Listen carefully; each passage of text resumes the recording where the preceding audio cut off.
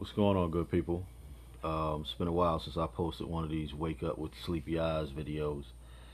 Um, this one bothered me tonight. Well, I should say this morning.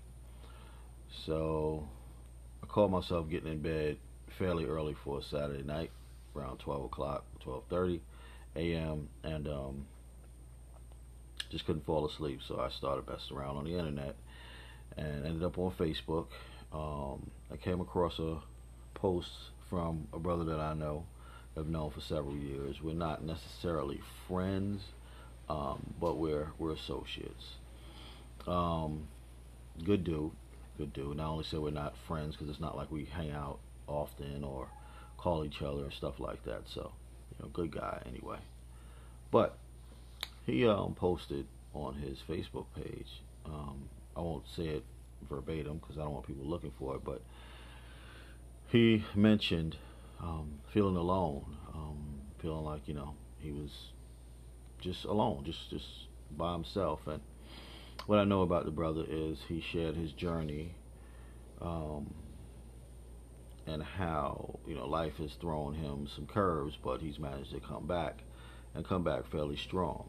Uh, but the point is, he's going through something now, and I've posted in the past about us checking on one another, and not just accepting when someone says, when you say, how you doing? I say, oh, I'm good, I'm fine. Not accepting that all the time, and digging a little deeper, asking a few more questions, uh, because we, as a people, tend not to want to give up our secrets.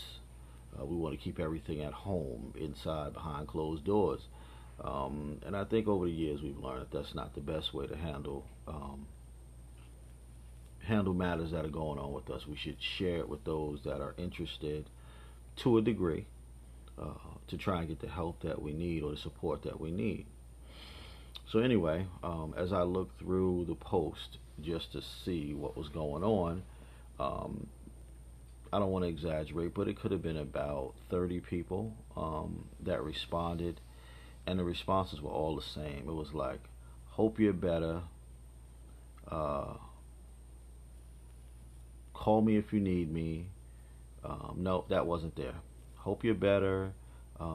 Sorry what happened. Um, you'll be okay. Um, Trust in God. Um, you've been here before, and you can get over again." Those kind of statements. And I started thinking. My first thought, again, and this is not a brother that I talk to.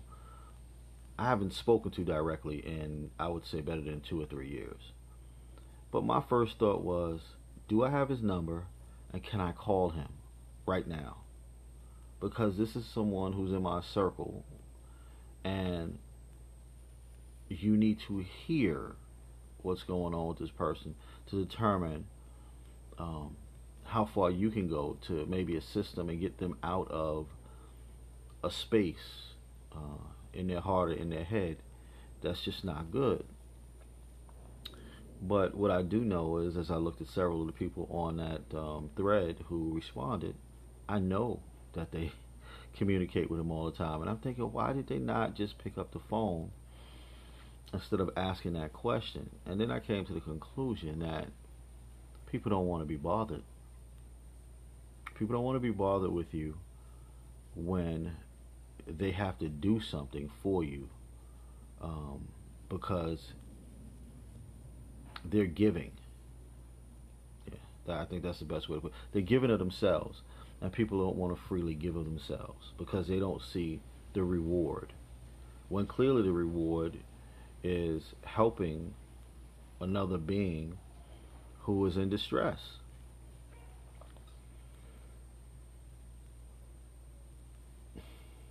I'm thinking because this thought came to mind, and I often think deeply about my responses to things because I don't want people to take them the wrong way.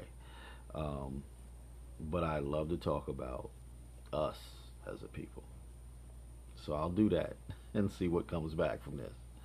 And this is not a joking matter.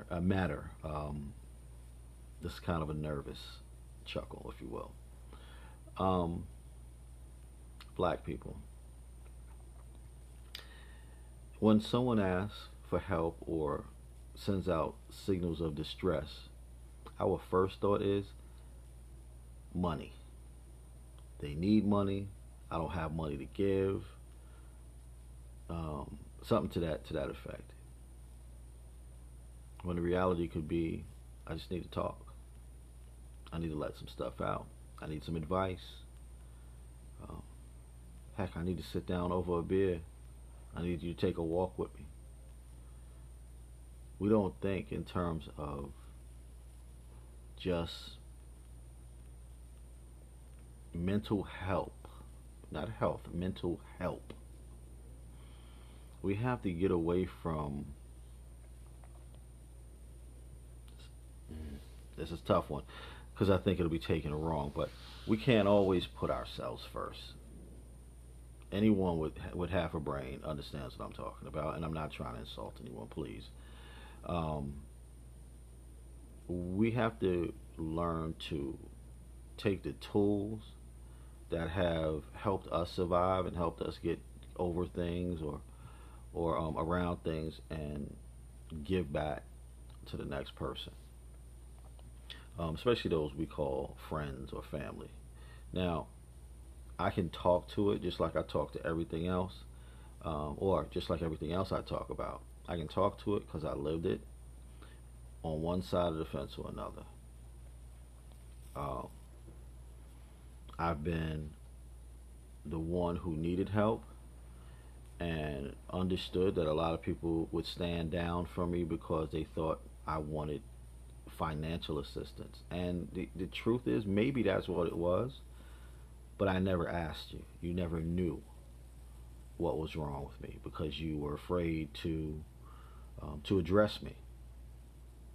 Who knows? Maybe that's what I needed, and it could have been in the form of, "Hey, can you take me to dinner?" Uh, something small, something that you could have managed. Um, Maybe there was some information you could have passed to me that would have helped me obtain that financial help that I needed. Didn't have to come out of your pocket. But my point is, we have to stop thinking um, for ourselves what a person needs. We have to ask that person what it is they need, what it is they want. How can I help? Has to be the phrase. Stop thinking ahead of yourself. Stop thinking ahead of the situation. I don't know. I was told I can't go on too long on these videos, so I'm right at about 8 minute mark. I think I've rambled on enough. You guys understand where I'm coming from on this. But I would seriously like you to think about it. When someone is telling you they need you, think about your approach, um, and how you can be an asset to that individual. Peace and blessings.